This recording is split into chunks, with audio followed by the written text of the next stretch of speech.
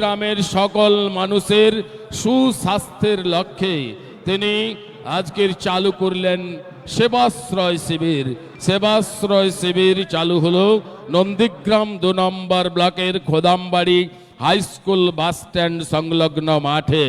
Khodambari high school bus stand সংলগ্ন মাঠে সেবাশ্রয় শিবিরে এই মুহূর্তে উপস্থিত হয়েছেন আমাদের প্রিয় সাংসদ সর্বভারতীয় তৃণমূল কংগ্রেসের সাধারণ সম্পাদক অভিষেক বন্দ্যোপাধ্যায়।